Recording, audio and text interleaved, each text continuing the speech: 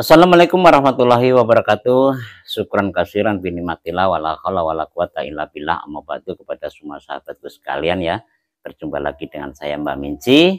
Pada kali ini Mbah Minci akan bercerita ya tentang salah satu pasien saya yang di situ sakit di areal payudaranya, yang penyakitnya itu tidak sembuh-sembuh. Ini para saudaraku sekalian, ini kisah nyata ya para saudaraku. Mungkin belum lama ini, sekitar kurang lebih 5 hari ya para saudaraku sekalian, saya mendapatkan ataupun kedatangan salah satu pasien yang ceritanya di situ ada salah satu seorang perempuan itu yang katanya suaminya atau familinya itu sakit tidak sembuh-sembuh. Nah, ternyata setelah saya obati di rumah saya ini, saya menemukan salah satu kejanggalan yang ada di dalam dirinya. Nah, ini sempat saya tanyakan para teman-teman sekalian kepada yang bersangkutan. Ini maaf ya. Jadi saya sebut Mas ini namanya aja sebagai salah satu inisial aja ya. Inisialnya Mas Joko. Nah, ini maaf Mas Joko. Jadi istri Mas Joko ini sudah berapa bulan, berapa hari sakitnya, kata saya. Saya bertanya dengan Mas Joko seperti itu.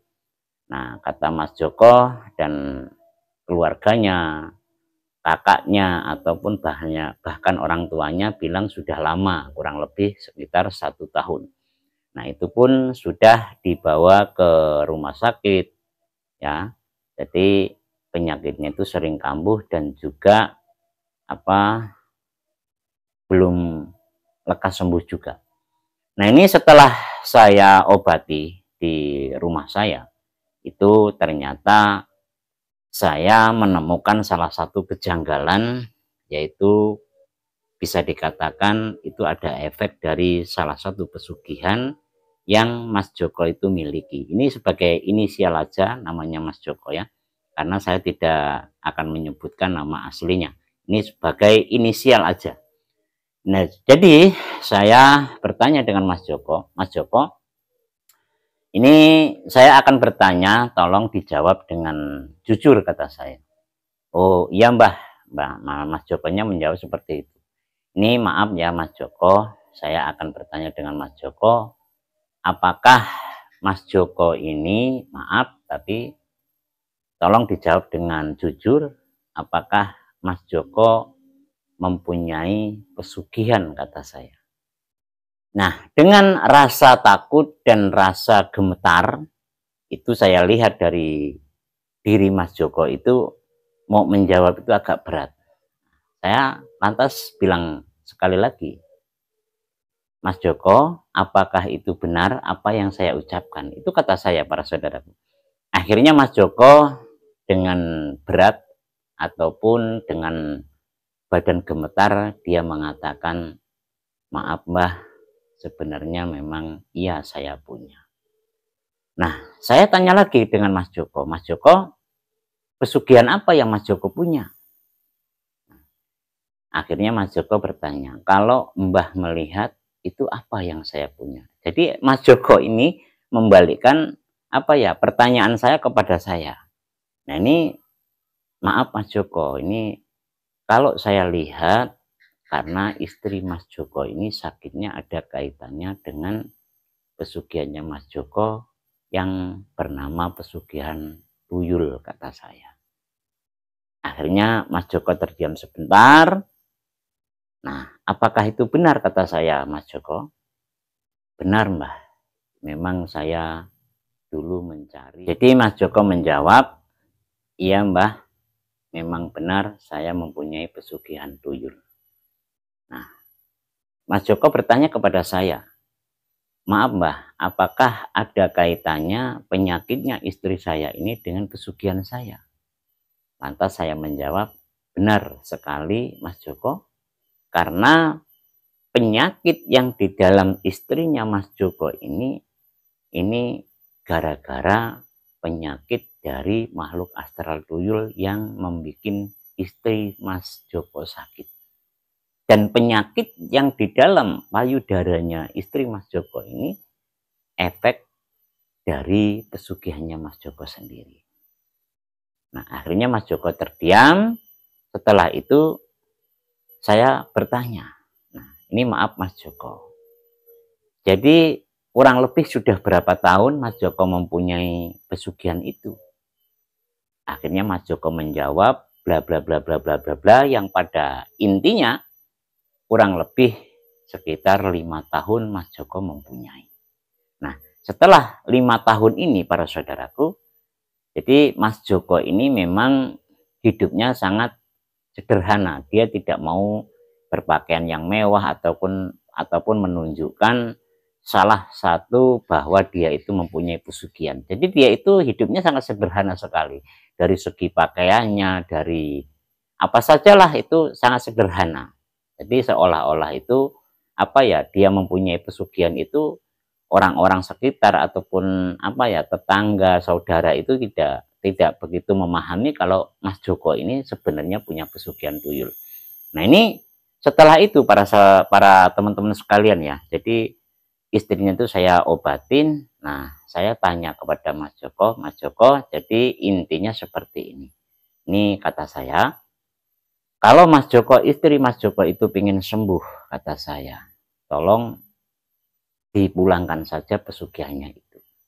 Karena kalau tidak dikembalikan ataupun Mas Joko itu berhenti dari pesugihan itu, nanti tetap akibatnya akan fatal, bahkan mungkin bisa menyebabkan kematian daripada istri Mas Joko. Karena setiap malam itu mungkin nenen lah ya, nenen. Nah, jadi Mas Joko itu terdiam sejenak para teman-teman sekalian. Akhirnya dia itu belum bisa menjawab saat itu. Nah, jadi setelah saya obatin, saya pagar ya badannya istri Mas Joko itu dengan doa-doa yang mungkin saya bisa, supaya makhluk astral itu tidak bisa memegang istri Mas Joko ataupun masuk ke dalam raganya Mas Joko, tuyulnya itu tidak bisa nenen lagi. Akhirnya saya kasih pagar goib ataupun dengan doa-doa tertentu yang bisa melindungi istrinya Mas Joko itu dari sentuhan-sentuhan makhluk astral. Nah, setelah itu para teman-teman sekalian, jadi Mas Joko itu saya tanya, ini maaf Mas Joko, jadi keluarganya itu saya suruh keluar, saya ngomong pribadi dengan Mas Joko. Jadi dulunya bagaimana Mas Joko, kok Mas Joko itu bisa mempunyai makhluk astral tuyul, dan bagaimana caranya? Saya tanya karena saya itu ingin tahu bagaimana sih sebenarnya itu prosesnya, kok orang-orang itu banyak yang memelihara tuyul. Jadi awalnya Mas Joko ini mengalami salah satu kekurangan ekonomi lah ya, yang dulunya itu memang pernah dia itu menjadi orang kaya, akhirnya itu usahanya bangkrut ya. Setelah bangkrut, dia itu tidak bisa menerima dengan usahanya, ataupun tidak bisa menerima dengan keadaannya, sehingganya dia diajak temannya yaitu untuk ke tempat pesugihan tuyul. Nah, kata Mas Joko, di situ tuyul itu beraneka ragam ya, dalam arti beraneka ragam itu harganya itu bervariasi, ada yang murah, ada yang mahal. Nah, oh seperti itu ya Mas Joko. Iya Mbah, jadi ada yang murah dan ada yang mahal. Nah, terus saya tanya, apa perbedaan tuyul yang murah dan yang mahal, kata saya. Seperti ini Mbah, kalau tuyul yang murah harganya mungkin 20 juta sampai 25 juta, tuyul satu itu dia wajahnya itu agak jelek katanya, agak jelek dan kusam seperti itu Mbah. Tapi kalau yang mahal, jadi tuyulnya itu ganteng, bersih, katanya seperti itu. Oh seperti itu ya Mas Joko. Nah, itu utaranya Mas Joko seperti itu, karena saya sendiri ya belum pernah yang namanya datang ke tempat pesugihan tuyul ya. Cuma kalau saya megang tuyul memang saya sering megang tuyul, entah itu pesugihannya siapa, pokoknya kalau merusak ya saya pegang ya, saya pegang, saya kembalikan ke asalnya dengan izin Allah. Ya, jadi para teman-teman sekalian ya. Nah, di sini para saudaraku sekalian ya, di sini saya sedikit bercerita tentang pengalaman ataupun kisah nyata yang dialami adalah dengan oleh saudara inisial Mas Joko tadi. Saya menyarankan kepada teman-teman di luar sana kalau bisa jangan. Karena apa? Ya, pesugihan apa saja itu pasti ada efeknya. Pasti ada efeknya walaupun memang tidak selalu menelan korban ya. Tapi suatu saat nanti setahun, 2 tahun, 3 tahun, 4 tahun pasti itu ada efeknya negatif. Jadi untuk saudaraku, teman-teman di luar sana, kalau bisa hindarilah perbuatan-perbuatan yang seperti itu, karena saya yakin hal yang seperti itu pasti akan merugikan Anda sendiri. Nah, itulah sedikit cerita dari Mas Joko yang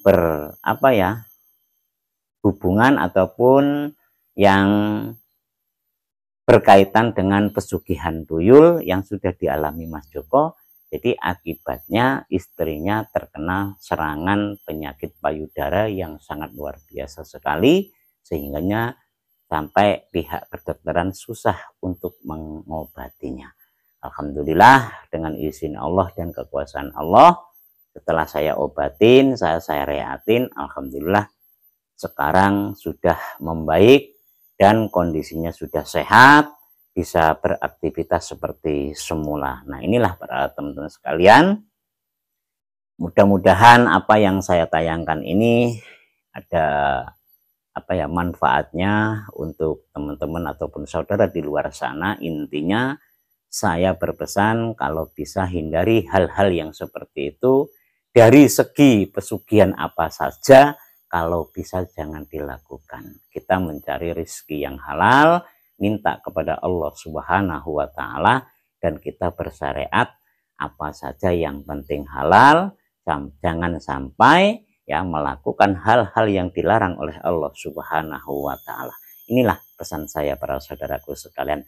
Nah, ini para teman-teman sekalian yang mungkin nanti bisa kita lihat ya kita cuma sekedar tahu aja, nanti banyak di video-video yang lokasi-lokasi tempat pesugihan-pesugihan di wilayah Jawa. Tapi kalau bisa jangan sampai ke sana para teman-teman sekalian.